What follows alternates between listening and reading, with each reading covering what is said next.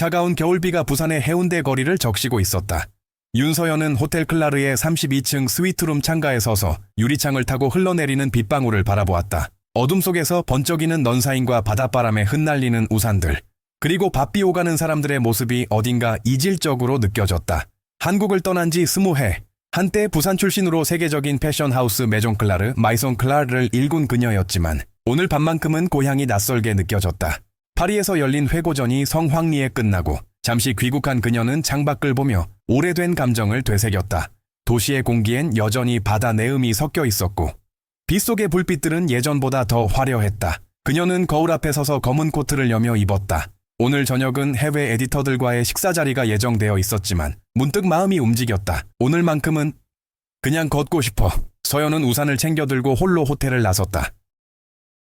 해운대 해변로는 겨울비에 젖어 있었다. 사람들은 각자의 우산 아래로 서둘러 걸음을 옮겼다. 서연은 그 사이를 천천히 걸었다. 구두 밑창이 젖은 보도블록을 스칠 때마다 물방울이 튀었고 그 소리가 마치 오래된 기억의 조각처럼 마음속 깊이 번져갔다.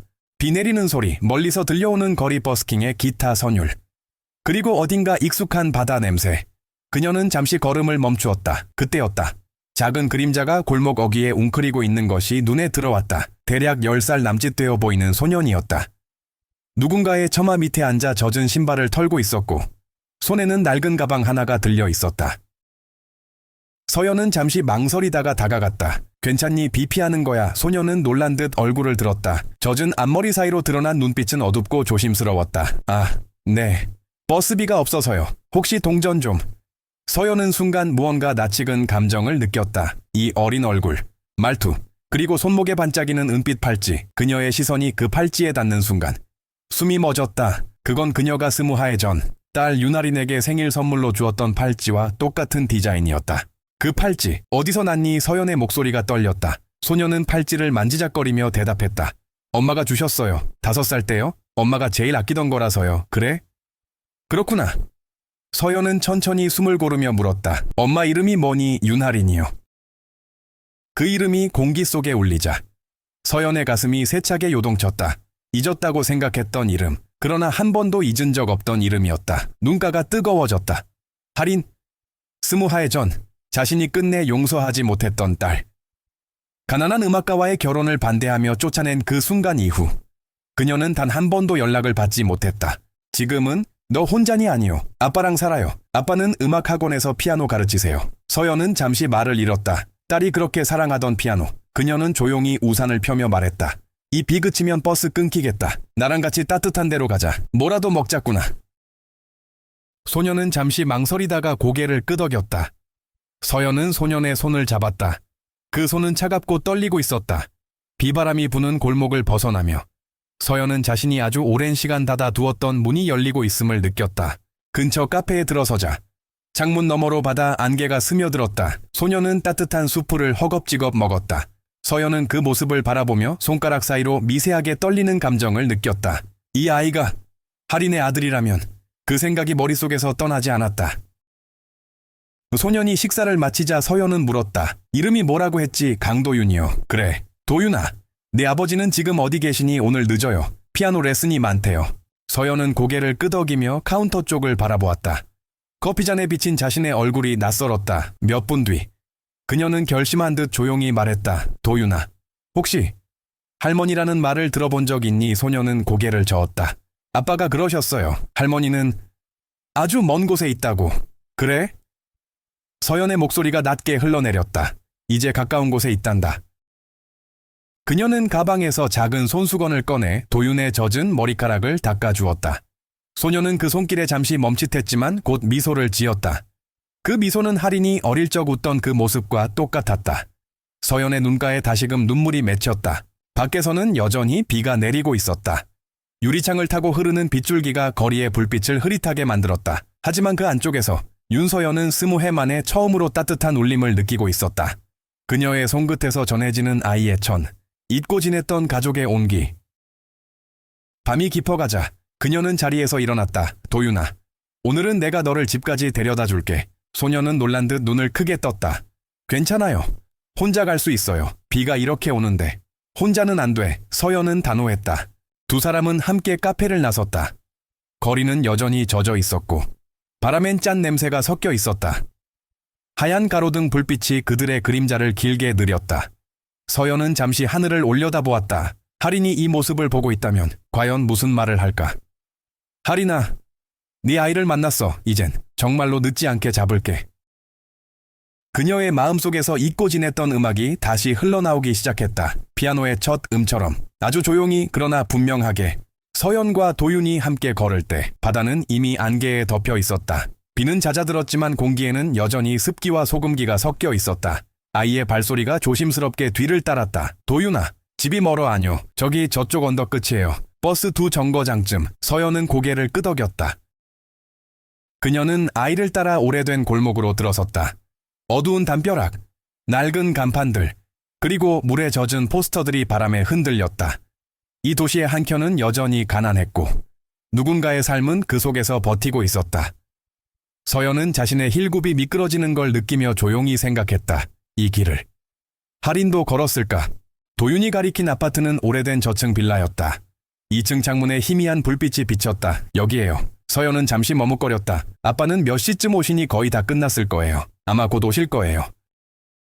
그녀가 말을 잇기도 전에 골목 끝에서 누군가 급히 달려오는 발소리가 들렸다. 검은 우산을 접으며 다가오는 남자, 젖은 머리칼, 흰 셔츠에 묻은 빗방울. 그의 시선이 도윤을 확인하는 순간 안도의 한숨이 터져 나왔다. 도윤아 여기에 있었구나. 그는 아이를 끌어안았다.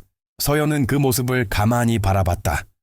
그의 품 안에서 안심한 듯 고개를 묻는 아이. 그 평범한 장면이 서연의 가슴을 깊이 파고들었다. 그 남자가 눈을 들어 그녀를 바라보았다. 순간 공기가 멎었다. 혹시 윤서연 회장님이십니까? 그는 놀란 듯 말했다. 서연은 천천히 고개를 끄덕였다. 박태준 씨. 그의 얼굴이 굳어졌다. 할인이를 아시는군요? 짧은 대화였지만 그 한마디에 20회의 시간이 무너져 내렸다. 세 사람은 집 안으로 들어갔다. 좁은 거실에는 오래된 피아노가 놓여 있었고 벽에는 아이의 그림이 붙어 있었다. 창가 쪽엔 건반 위에 놓인 하얀 프레임 사진이 있었다. 사진 속 여자는 미소 짓고 있었다. 윤할인이었다. 서연은 다가가 그 사진을 바라보다 손끝이 떨렸다. 할인이. 태주는 조용히 커피를 내왔다. 그녀는 5해 전 사고로 세상을 떠났습니다. 그 말에 서연의 손에서 컵이 미세하게 흔들렸다. 사고라니요? 음악학원 제자들과 공연 준비를 하다가 귀가길에 교통사고가 났습니다. 갑작스러웠죠. 서연은 입술을 깨물었다. 한동안 아무 말도 나오지 않았다. 창밖에서 파도 부서지는 소리가 희미하게 들렸다. 왜 나에게 아무도 말하지 않았나요? 그녀의 목소리는 힘없이 떨렸다. 태주는 고개를 숙였다. 할인은 끝까지 어머니를 기다렸습니다. 하지만 당신은 오지 않았죠. 그의 눈빛에는 분노보다도 깊은 체념이 깃들어 있었다. 그녀는 늘 말했습니다. 언젠가는 엄마가 나를 이해해 줄 거라고. 서연은 말없이 눈을 감았다. 시간이 거꾸로 흘러갔다. 20해 전 메종 클라르 본사 사무실. 그녀는 막파리 진출 계약을 앞두고 있었다. 그날 할인이 조심스레 말했다. 엄마, 저 음악대학에 합격했어요. 작곡 전공이에요. 서연은 차가운 목소리로 답했다. 패션을 놔두고 음악이라니 현실을 봐야지. 전 음악이 좋아요. 누군가의 마음을 울릴 수 있다면 그게 제 길이에요. 그런 건 취미로도 충분해. 그 대화는 끝내 싸움으로 번졌고 그녀는 그 남자와의 결혼까지 선언한 딸을 쫓아냈다. 가난한 예술가와 무슨 미래가 있겠니? 그 말이 마지막이었다. 그 후로 전화 한 통 받지 못했다. 서연은 두 손으로 얼굴을 가렸다. 내가 너무 늦었네요. 태주는 조용히 말했다. 그녀는 떠나기 전 저에게 부탁했습니다. 도윤이를 잘 키워달라. 엄마가 오면 전해달라. 미안했다고. 그 말에 서연은 고개를 들지 못했다. 눈물이 손등을 타고 떨어졌다. 도윤은 옆방에서 피아노 건반을 두드리고 있었다. 서툰 멜로디가 불안하게 이어지다가도 금세 멈췄다. 서연은 그 소리를 들으며 눈을 감았다. 그건 할인이 어릴 적 연습하던 멜로디와 너무 닮아 있었다. 잠시 후 도윤이 방에서 나왔다. 할머니, 이 노래 알아요? 서연은 놀라며 아이를 바라봤다. 엄마가 자주 치던 곡이에요. 도윤은 건반 위에 손을 올리고 다시 천천히 연주를 시작했다. 그 음들이 방 안에 울려 퍼졌다. 서연의 눈에 흐릿한 미소와 눈물이 함께 번졌다. 그녀는 아이의 연주가 끝나자 천천히 말했다. 도윤아, 이 노래의 제목이 뭔지 아니? 할인의 노래래요. 아빠가 그렇게 불러요. 서연의 가슴이 조용히 무너졌다. 태주는 그 모습을 지켜보다가 낮은 목소리로 말했다.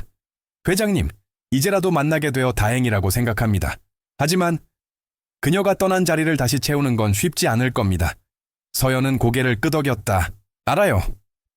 그래도 도윤이와 함께 있고 싶어요. 이제라도 가족으로. 그날 밤 서연은 돌아가는 길에 빗방울이 다시 떨어지는 걸 느꼈다. 거리의 가로등이 희미한 황금빛을 뿌리고 있었다.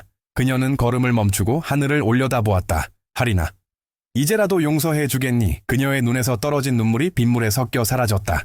호텔로 돌아온 서연은 불을 켜지 않은 채 창가에 앉았다. 어둠 속에서 도시의 불빛이 흐릿하게 반짝였다. 그녀는 노트북을 열고 메일함을 확인했다. 수십 통의 업무 메일, 초대장, 패션쇼 일정. 하지만 손끝은 멈췄다. 그녀는 새 문서를 열고 천천히 타이핑했다. 하린, 너무 늦게서야 너의 세상에 돌아왔구나. 내 안의 모든 후회를 너의 아이에게 돌려주고 싶다. 그 아이가 내 음악을 이어가고 있더라. 글을 쓰던 손이 멈췄다. 창밖으로 파도가 부딪히는 소리가 들려왔다. 서연은 화면을 닫고 두 손을 깍지 낀 채 고개를 떨궜다. 비가 다시 내리기 시작했다. 그녀는 속삭였다. 이젠 멈추지 않을게. 며칠 후 윤서연은 오래된 빌라 앞에 다시 서 있었다. 이번에는 빈손이 아니었다. 그녀의 옆에는 블랙 세단에서 내린 기사와 비서가 함께였다. 차량 트렁크에는 식료품 상자와 선물 포장된 물건들이 가득 실려 있었다. 박태주는 놀란 눈으로 그녀를 바라보았다. 이게 다 뭐예요 그냥. 도윤이를 위한 거예요. 그리고 당신도요? 서연은 부드럽게 웃으며 상자들을 현관 안으로 옮겼다. 도윤은 커다란 상자를 호기심 어린 눈빛으로 바라보았다. 그 안에는 작은 전자피아노가 들어있었다. 이건 도윤이에게 주는 선물이야. 진짜요? 소년의 눈이 반짝였다. 응, 내 엄마도 피아노를 무척 좋아했단다. 서연의 목소리가 잠시 떨렸다. 그날 오후 전자피아노가 거실 한가운데 놓였다. 도윤은 손끝으로 건반을 눌러보았다. 소리가 진짜예요. 그의 작은 손가락이 조심스럽게 멜로디를 만들었다. 서툴지만 어딘가 따뜻했다. 서연은 그 소리를 들으며 조용히 미소를 지었다. 그녀의 눈에는 오랜만에 편곤이 깃들었다. 그러나 태준의 얼굴에는 복잡한 기색이 스쳤다. 그는 조심스럽게 말했다.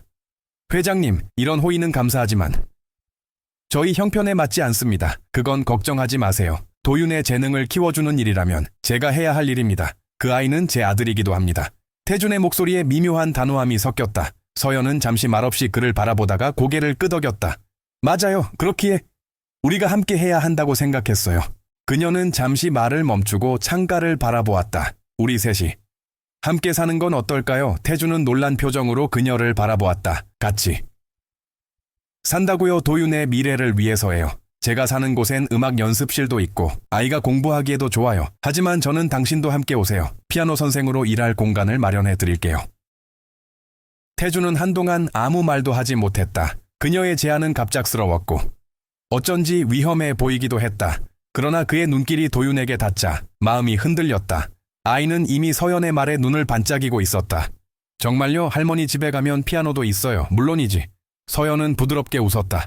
내일이라도 옮길 수 있어. 그럼 가고 싶어요. 아빠도 같이요. 태준은 결국 미소를 지었다. 그래, 그럼 한번 해보자. 며칠 뒤, 세 사람은 강남의 펜트하우스로 이사했다. 유리벽 너머로 도시의 불빛이 반짝였고 거실에는 하얀 그랜드 피아노가 놓여 있었다. 도윤은 그 앞에서 감탄을 멈추지 못했다. 아빠, 이거 진짜 영화에 나오는 피아노 같아요. 태준은 웃으며 아이의 머리를 쓰다듬었다. 서연은 그 모습을 바라보며 조용히 안도의 숨을 내쉬었다. 하지만 새로운 시작은 늘 낯설고 쉬운 일은 아니었다. 다음 날 아침, 도윤은 식탁 앞에 앉아 있었다. 가정부가 차려놓은 조식에는 프렌치 오믈렛, 크로와상, 과일이 가지런히 놓여 있었다. 도윤아, 먹어보렴. 서연의 말에도 아이는 수저를 들지 못했다. 배가 별로 안 고파요. 태준은 눈짓으로 아이를 재촉했지만 도윤은 끝내 한 입만 먹고 내려놓았다. 혹시 입맛에 안 맞니? 아니요. 그냥 이상해서요. 서연은 순간 마음이 무거워졌다. 이곳의 화려함이 아이에게는 낯선 부담이라는 걸 깨달았다. 그녀는 자리에서 일어나 주방으로 향했다. 그리고 직접 냄비를 꺼내 물을 끓이기 시작했다. 뭘 하시려는 거예요? 태준이 물었다. 김치라면 끓여볼까 해서요. 잠시 후 라면 냄새가 집안 가득 퍼졌다. 도윤의 눈이 반짝였다. 라면이요? 진짜요? 그래. 우리 손자가 좋아할지도 모르잖아요. 세 사람은 함께 라면을 먹었다. 그 단순한 식사가 묘하게 따뜻했다. 비로소 웃음이 돌았다. 그날 저녁, 서연은 자신의 서재에서 도윤과 태준을 불렀다. 책상 위에는 서류 몇 장이 놓여 있었다. 이건 도윤의 학교 서류예요. 음악 특성화 초등학교랍니다. 아이의 재능을 키워줄 수 있을 거예요. 태주는 잠시 망설였다. 강남 사립학교라면 학비가 상당할 텐데요. 그건 걱정하지 마세요. 제가 맡겠습니다. 그렇다 해도 도윤이 그 환경에 적응할 수 있을지는 모르겠습니다. 서연은 창밖의 불빛을 바라보며 말했다. 저도 알아요. 그러나 이 아이가 가진 재능을 세상 밖으로 꺼내주고 싶어요. 할인이에게 해주지 못했던 걸 지금이라도 해야 할 것 같아요. 태주는 그 말을 듣고 조용히 고개를 끄덕였다. 밤이 깊어갈수록 거실의 피아노는 고요했다. 그러다 문득 도윤이 피아노 앞에 앉았다. 그는 서툰 손으로 할인의 노래를 연주하기 시작했다. 태주는 옆에 앉아 건반을 함께 눌렀다. 두 사람의 음이 겹쳐지며 작은 선율이 만들어졌다. 서연은 멀리서 그 장면을 바라보았다. 그녀의 눈에 비친 두 사람의 뒷모습은 마치 오래된 꿈처럼 따뜻했다. 그 순간 서연의 마음속에 묘한 결심이 자리 잡았다. 이 아이의 길을 지켜보자. 어떤 대가를 치르더라도. 창밖에는 밤비가 다시 내리기 시작했다. 비가 유리창을 두드리는 소리에 맞춰 도윤의 손가락이 건반을 누르고 있었다. 그 음은 조용했지만 분명한 울림이 있었다. 서연은 눈을 감고 그 음악에 귀를 기울였다. 그녀의 마음속 어딘가에서 20해 전 닫혀있던 문이 완전히 열리고 있었다. 새로운 아침이 밝았다. 윤서연의 펜트하우스에는 따뜻한 햇살이 유리벽을 타고 흘러들었다. 도윤은 새 교복을 입고 거울 앞에 서 있었다. 검은색 자켓에 하늘빛 와이셔츠, 단정하게 묶은 넥타이. 서연은 조심스레 그의 어깨를 매만지며 미소 지었다. 정말 멋지구나, 우리 도윤. 조금 낯설어요. 전에 다니던 학교랑 많이 달라요. 그럴 수도 있지. 하지만 걱정 마. 금세 친구들이 생길 거야. 잠시 후 고급 세단이 학교 앞에 도착했다. 차 문이 열리자 다른 아이들과 학부모들의 시선이 동시에 쏠렸다. 명문사립 예술초등학교, 클라르 예술학교. 아이들은 서로 속삭였다. 저 아이가 매종 클라르 회장 손자래. 갑자기 전화가 왔다던데 할머니가 패션계 여왕이라던데. 도윤은 어색한 미소를 지으며 인사했다. 담임교사가 그를 교실 앞으로 데리고 갔다. 얘들아, 오늘부터 새 친구가 전화가 왔어요. 이름은 강도윤. 아이들이 일제히 박수를 쳤지만 어딘가 냉담한 공기가 섞여 있었다. 도윤은 머뭇거리며 자기소개를 했다. 안녕하세요. 부산에서 왔어요. 피아노 치는 걸 좋아해요. 쉬는 시간이 되자 몇몇 아이들이 다가왔다. 진짜 회장님 손자 맞아? 그럼 왜 이제야 왔어? 갑자기 생긴 손자야. 도윤은 아무 말도 하지 못했다. 그저 어깨를 움츠린 채 자리에 앉았다. 그날 오후 주운 손자라는 말이 아이들 사이에서 퍼져나갔다. 점심시간 도윤은 혼자 도시락을 먹었다. 주변에서 들리는 웃음소리가 멀게 느껴졌다. 그는 젓가락을 내려놓고 창밖을 바라봤다. 멀리 운동장에는 햇살이 반짝였지만 그의 마음은 흐려져 있었다. 학교 시간, 학교 정문 앞에는 윤서연이 기다리고 있었다. 오늘 학교 어땠어? 괜찮았어요. 도윤은 억지로 웃었다. 그러나 서연은 그 웃음이 얼마나 얇은지 느낄 수 있었다. 그날 저녁, 도윤은 밥을 거의 먹지 않았다. 태준은 아이의 방으로 들어가 조용히 물었다. 무슨 일 있었니? 아니에요. 도윤아. 태준이 다정하게 이름을 불렀다. 그제야 아이는 울먹이며 말했다. 친구들이 저를 주운 손자래요. 할머니가 절 버렸다가 다시 데려왔다고. 태준의 손이 멈췄다. 그는 아무 말 없이 아이를 꼭 안아주었다. 괜찮아. 그런 말 신경 쓰지 마. 근데 진짜예요. 저 버려졌던 거예요. 태준은 대답 대신 아이의 등을 토닥였다. 그의 눈에도 눈물이 맺혔다. 거실로 나온 태준은 깊은 한숨을 내쉬었다. 서연이 그 모습을 보고 물었다. 무슨 일이죠? 학교에서 아이들이 그런 말을 했답니다. 회장님이 손자를 주워왔다고요. 서연의 얼굴이 굳었다. 잠시 침묵이 흘렀다. 제가 모든 걸 너무 빨리 바꾸려 했나 봅니다. 서연의 목소리가 낮았다. 좋은 학교, 좋은 환경. 그게 전부라고 생각했어요. 그녀는 창가로 걸어가 창문을 열었다. 도시의 불빛과 함께 차가운 바람이 불어왔다. 그런데 아이에게 필요한 건 아마 이런 게 아니었나 봐요. 태준이 천천히 고개를 끄덕였다. 아이한테 중요한 건 장소가 아니라 사람이죠. 누가 옆에 있느냐. 그게 전부니까요. 서연은 한동안 아무 말 없이 창밖을 바라봤다. 그녀의 눈앞에 할인의 얼굴이 떠올랐다. 할인도 그랬을까요? 그녀도 당신의 따뜻함을 원했을 겁니다. 그날 밤 서연은 도윤의 방 앞에 섰다. 문틈으로 새어나오는 불빛, 책상 위에 작은 피아노 모형. 그녀는 조심스레 문을 두드렸다. 할머니야. 도윤은 놀라며 고개를 들었다. 늦게까지 안 자고 있었구나. 조금만 연습하려고요. 무슨 곡을 치고 있었니? 엄마 노래요. 할인의 노래요? 서연은 아이 옆에 앉았다. 그 노래 나도 들으면 마음이 편안해져. 엄마가 이 노래 치면 할머니가 싫어했다면서요. 그 말에 서연의 손이 멈췄다. 도윤은 조심스레 물었다. 이제는 괜찮아요. 응. 이제는 이 노래가 좋구나. 그녀는 아이의 머리를 쓰다듬으며 미소 지었다. 피아노 위에 빗방울 같은 음들이 흘렀다. 도윤의 손끝에서 시작된 멜로디가 조용히 밤 공기를 가르며 퍼져나갔다. 서연은 그 옆에서 조용히 들었다. 그녀는 처음으로 음악이 단지 소리가 아니라 이야기라는 것을 깨달았다. 그 이야기 속에는 자신이 몰랐던 할인의 마음이 숨어 있었다. 그날 이후 서연은 조금씩 변하기 시작했다. 아침 식탁에선 도윤이 먹기 좋아하는 김밥을 직접 만들었고 학교에는 직접 아이를 데려다 주었다. 아이들이 쳐다보는 시선이 여전히 부담스러웠지만 그녀는 당당하게 미소 지었다. 하굣길, 도윤이 말했다. 오늘은 친구가 제 피아노 연주가 좋다고 했어요. 그래, 이름이 뭐야, 유리요? 같은 반이에요. 좋은 친구가 생겼구나. 서연은 그 말에 진심으로 기뻤다. 그녀의 마음속에는 작은 따뜻함이 피어올랐다. 밤이 되자 서연은 자신의 서재로 돌아왔다. 책상 위엔 여전히 메종 클라르의 업무 서류들이 쌓여 있었다. 하지만 그녀는 펜을 들지 않았다. 대신 오래된 음악 플레이어를 켰다. 그 속엔 할인이 어릴 적 녹음한 피아노 곡이 있었다. 스피커에서 흘러나오는 첫 그녀는 눈을 감았다. 할인아, 네가 남긴 소리를 이제야 듣는구나. 그녀의 눈가를 따라 눈물이 흘렀다. 이제야 비로소. 음악이 무엇을 말하는지 알 것 같았다. 그건 용서의 언어였다. 봄의 기운이 살짝 스며든 어느 오후였다. 클라르 예술학교의 음악실에는 피아노 소리가 은은히 울려 퍼졌다. 창문 너머로 햇살이 부서지고 그 속에서 강도윤의 손끝은 끊임없이 움직였다. 아이의 얼굴에는 진지함이 묻어 있었다. 교실 문이 열리자 흰 머리의 남자가 들어왔다. 그는 이 학교의 피아노 지도 교수, 김현수 교수였다. 그는 도윤의 연주를 잠시 듣다가 조용히 말했다. 이 곡 누가 가르쳤니 아빠요? 박태준 선생님. 그래, 그런데 악보 없이 치는 거야. 네, 그냥 들어보고 쳐요.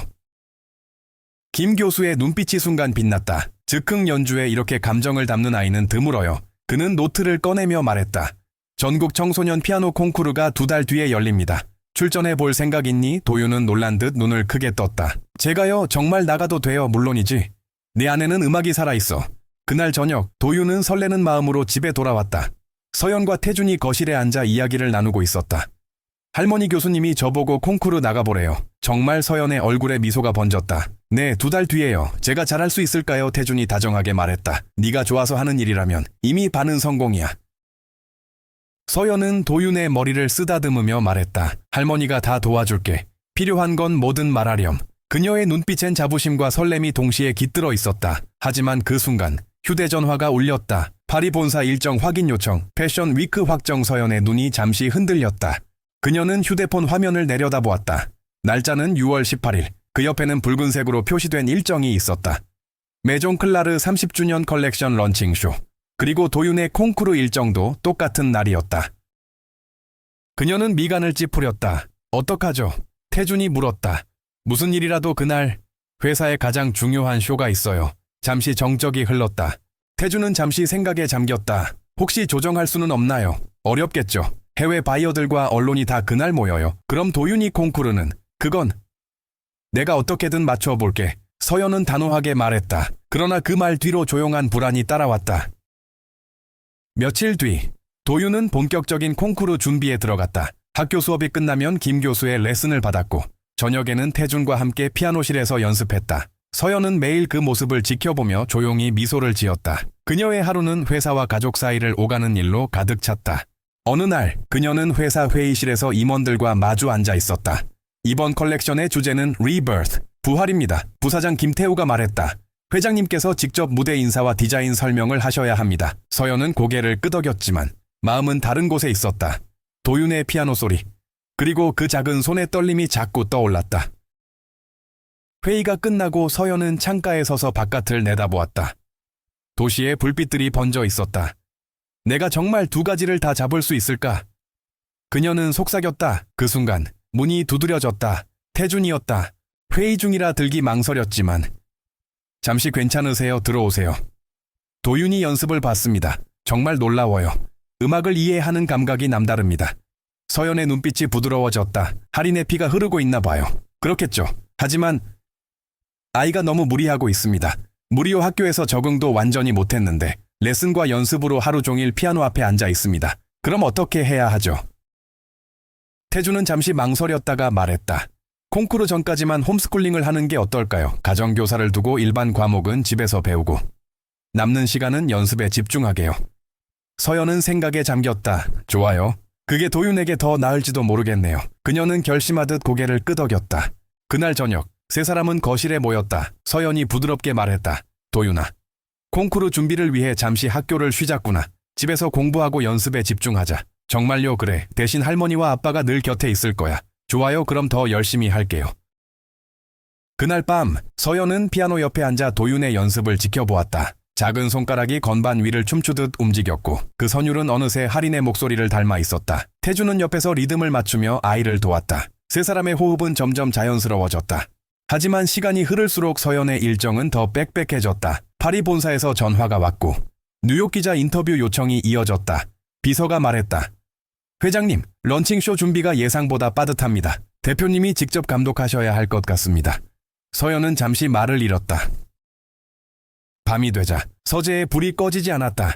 책상 위엔 도윤의 콩쿠르 일정표와 패션쇼 일정표가 나란히 놓여 있었다. 그녀는 두 종이 사이에 손을 얹었다. 둘 다 내 인생의 일부야. 그녀의 눈에 복잡한 감정이 스쳤다.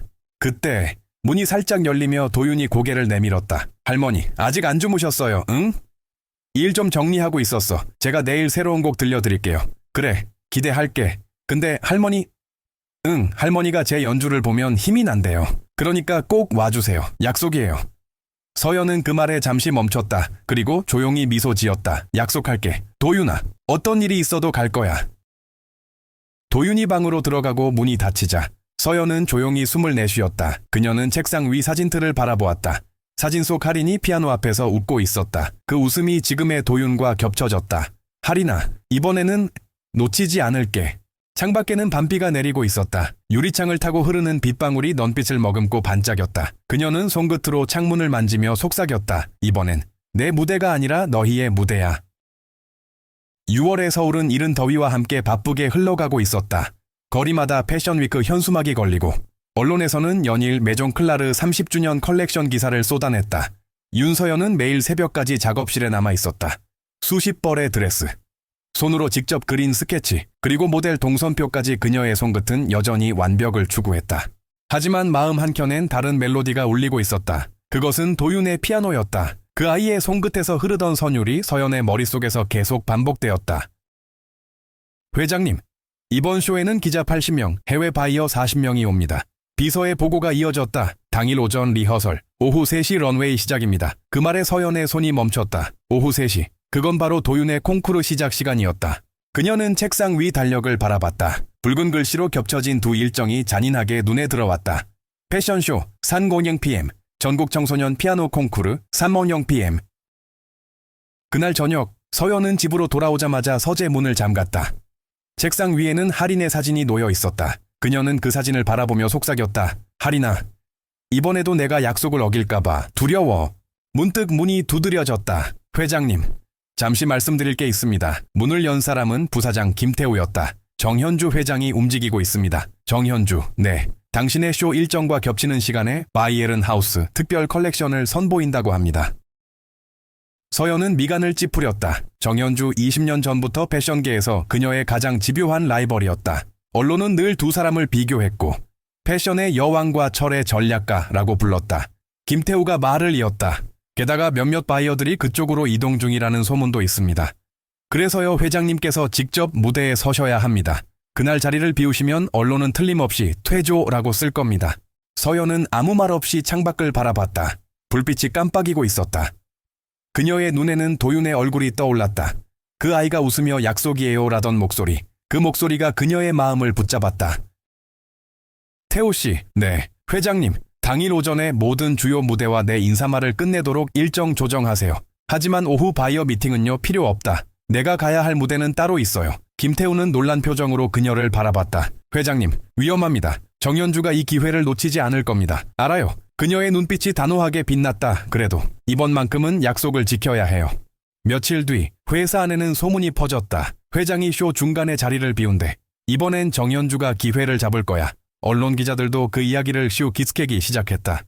서연은 조용히 그 모든 소음을 견뎠다. 그녀의 마음은 이미 결심으로 단단해져 있었다.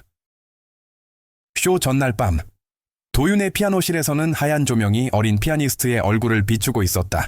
그는 마지막으로 라 캠파넬라를 연습 중이었다. 태주는 옆에서 조용히 박자를 맞추었다. 서연은 문 밖에서 그 모습을 지켜보았다. 도윤의 손끝에서 터져 나오는 소리. 그 안에는 두려움보다 더 큰 열망이 있었다. 연주가 끝나자 아이는 숨을 헐떡이며 말했다. 할머니, 내일 오시죠. 서연은 무릎을 꿇고 아이의 눈을 바라봤다. 물론이지. 내 무대를 직접 볼 거야. 약속이에요. 약속이야. 두 사람은 서로의 새끼손가락을 걸었다. 그날 밤 서연은 호텔 클라르의 방 안에서 잠을 이루지 못했다. 새벽 2시가 넘도록 그녀는 쇼 리허설 도면을 검토하다 조용히 펜을 내려놓았다. 하리나, 이번엔 네 아들을 위해 무대에 빛을 내려놓을게. 그리고 다음 날 메종 클라르 30주년 컬렉션의 무대가 열렸다. 수많은 조명이 켜지고 기자들의 셔터 소리가 터졌다. 서연은 마지막 드레스를 점검하며 디자이너 팀에게 말했다. 내가 무대에 오르면 그 순간이 끝이에요. 이후는 여러분이 맡아요. 회장님, 정말 떠나실 건가요? 응? 중요한 약속이 있거든요. 오전 11시 런웨이가 시작되었다. 서연의 컬렉션 리버스는 과거의 패턴과 현대적 실루엣을 결합한 새로운 시도였다. 모델들이 차례로 무대를 걸을 때 관객석에 앉은 바이어들이 감탄사를 터뜨렸다. 쇼의 마지막 서연이 등장했다. 그녀는 짧게 인사하며 말했다. 부활은 새로운 시작입니다. 그리고 그녀는 무대 뒤로 사라졌다. 그 순간 부사장 김태우가 다급히 달려왔다. 회장님, 정연주 측에서 기자회견을 연답니다. 지금 떠나시면 태우 씨, 회사를 부탁해요. 그녀는 미소 지었다. 오늘은 디자이너가 아니라 할머니로 살고 싶어요. 그녀는 차에 올라탔다. 차창 밖으로 도시가 빠르게 스쳐 지나갔다. 예술의전당으로 가요. 운전기사가 놀라며 고개를 끄덕였다. 하지만 도로는 심하게 막혀 있었다. 비가 다시 내리기 시작했다. 서연은 조바심이 났다. 시계를 보니 오후 4시 10분. 도윤의 연주는 4시 30분이었다. 그녀는 손에 쥔 손목시계를 꼭 쥐었다. 그건 20년 전 할인에게 선물했던 시계였다. 조금만 더 빨리. 그녀는 중얼거렸다. 빗방울이 차창을 때리고 도심의 신호등이 붉게 깜박였다. 4시 27분 예술의전당 주차장. 서연은 거의 뛰듯이 차에서 내렸다. 경호원들이 말릴 틈도 없었다. 그녀는 젖은 구두로 복도를 달렸다. 공연장 문을 열자 마침 사회자가 말했다. 다음은 강도윤 군의 연주입니다. 조명이 무대를 비췄다. 작은 피아니스트가 피아노 앞에 앉았다. 도윤은 관객석을 훑다가 앞줄에 앉은 누군가를 발견했다. 서연이었다. 그녀는 숨을 고르며 조용히 고개를 끄덕였다. 도윤의 얼굴에 미소가 번졌다. 그리고 첫 음이 울렸다. 리스트의 라 캠파넬라. 작은 손끝에서 시작된 음이 혼란을 가득 채웠다. 속도와 정교함, 그리고 감정이 완벽하게 어우러졌다. 그건 단순한 연주가 아니라 사랑의 증명이었다. 서연은 두 손을 모은 채 눈을 감았다. 하나하나가 할인의 목소리처럼 가슴을 울렸다. 눈물이 흐르고 있었다. 그녀는 속삭였다. 고맙다. 도윤아, 네가 내 인생을 연주해 주는구나. 연주가 끝나자 객석은 조용해졌다. 그리고 곧 폭발적인 박수가 터져 나왔다. 심사위원 중 한 명은 눈시울을 훔쳤다. 도윤은 고개 숙여 인사했다. 그의 눈에는 눈물이 맺혀 있었다. 무대 아래에서 서연이 일어났다. 그녀는 박수치는 손을 멈추지 않았다. 그 순간 그녀의 모든 선택이 옳았다는 걸 느꼈다. 콩쿠르가 끝난 저녁, 예술의전당은 여전히 흥분으로 가득했다. 관객들은 도윤의 이름을 연호했고 심사위원 중 한 명은 이 소녀는 단순한 연주자가 아니라 음악을 느끼는 시인이다 라고 말했다. 시상식에서 도윤의 이름이 불렸다. 금상. 강도윤 무대 위로 올라간 도윤의 눈에는 눈물이 맺혀 있었다. 그는 트로피를 두 손으로 꼭 쥐고 말했다. 이 상은 엄마와 할머니, 그리고 아빠에게 드립니다. 그 말에 객석에서 박수가 터졌다. 윤서연은 자리에서 일어나 두 손으로 박수를 쳤다. 그녀의 눈가에 흐르는 눈물은 따뜻하고 조용했다. 행사가 끝난 뒤 세 사람은 공연장 로비에서 마주 섰다. 도윤이 트로피를 흔들며 말했다. 할머니 약속 지켰죠. 그래, 우리 도윤 최고야. 엄마가 하늘에서 봤을 거예요. 그렇죠. 서연은 미소 지었다. 물론이지. 내 엄마는 누구보다 자랑스러워할 거야. 세 사람은 빗속을 걸었다. 그날 밤 봄비는 부드럽게 내렸고 서울의 공기는 맑고 고요했다. 그러나 다음 날 아침 서연을 기다린 것은 기쁨이 아니라 냉정한 현실이었다. 비서의 표정이 굳어 있었다. 회장님, 긴급 보고입니다. 무슨 일이죠? 어제 쇼 도중 회장님이 자리를 비운 이후 언론과 바이어들 사이에서 큰 혼선이 발생했습니다. 특히 정현주 회장이 언론을 선점했습니다. 비서는 태블릿을 내밀었다. 스크린에는 자극적인 헤드라인이 떠 있었다. 패션의 여왕, 손자 공연 보러 쇼장을 떠나다. 정현주, 르벨르를 대체할 새로운 아이콘이 될까?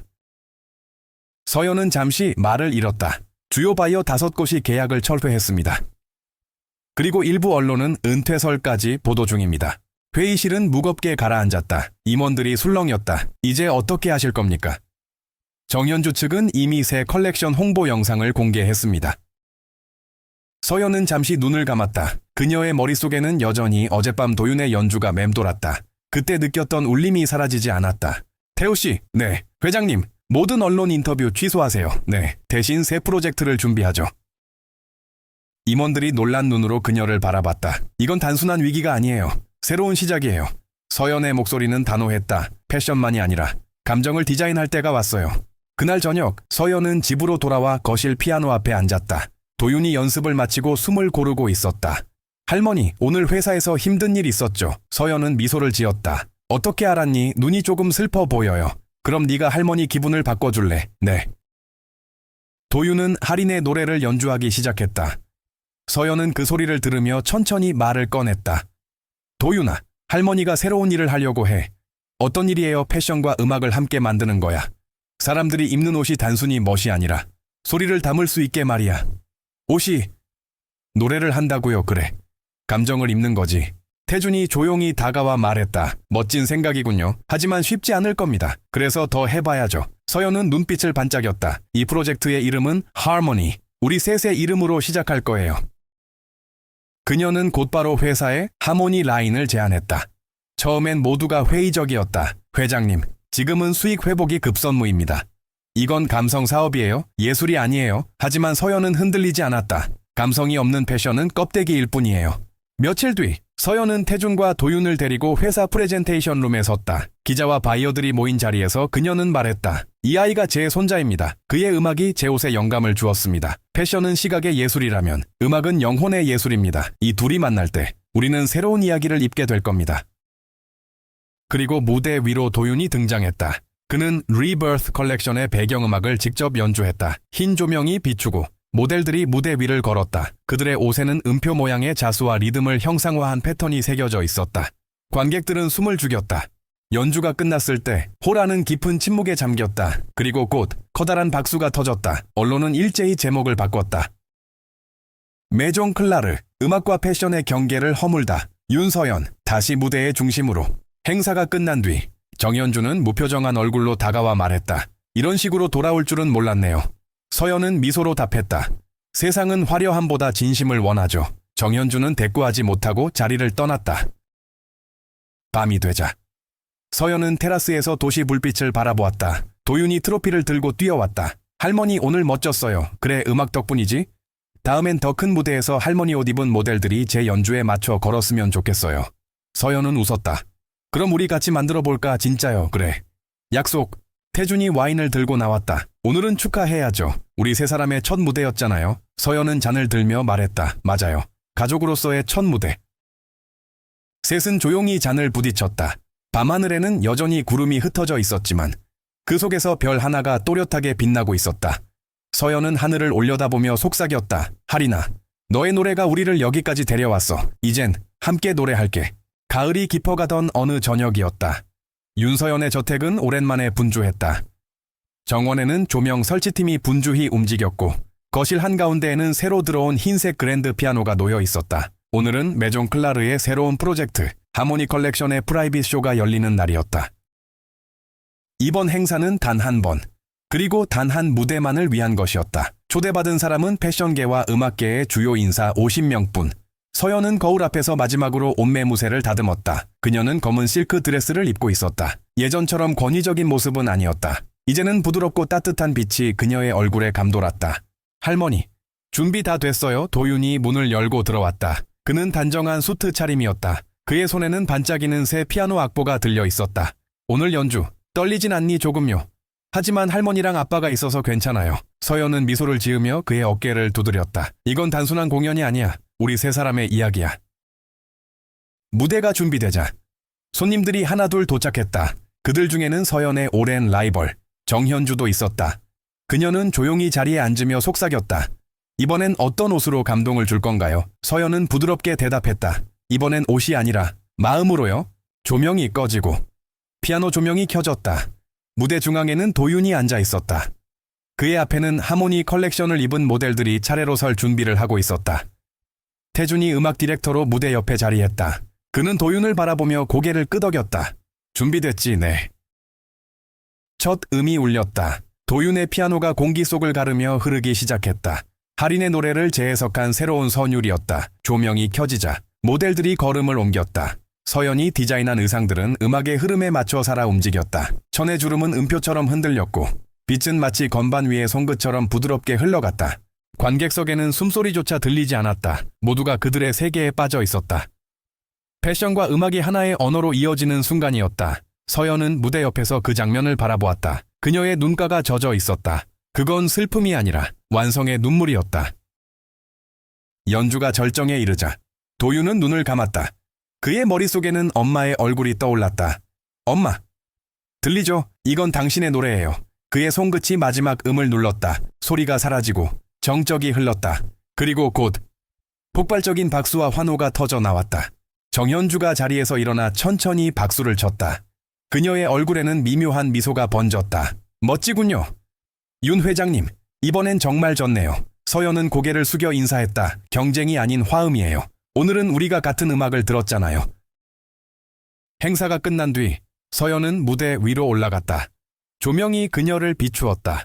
오늘 이 무대는 제 인생의 마지막 런웨이이자 새로운 출발입니다. 하모니는 제 딸 윤하린이 남긴 선율에서 시작됐습니다. 그녀의 음악은 제 옷을 바꾸었고 그녀의 아들 강도윤이 제 인생을 다시 디자인하게 했습니다. 그녀의 목소리는 떨렸지만 단단했다. 예술이란 결국 사람을 잇는 일입니다. 오늘 이 무대는 가족이라는 이름의 예술입니다. 관객들이 일제히 기립해 박수를 보냈다. 도윤이 달려와 서연의 손을 잡았다. 할머니, 엄마가 정말 기뻐했을 거예요. 그래, 이제야 네 엄마에게 제대로 인사할 수 있겠구나. 그녀는 무대 위를 바라보며 조용히 눈을 감았다. 무대 끝자락, 마지막 모델의 드레스 자락이 하얗게 빛났다. 그건 마치 할인의 미소가 남은 듯했다.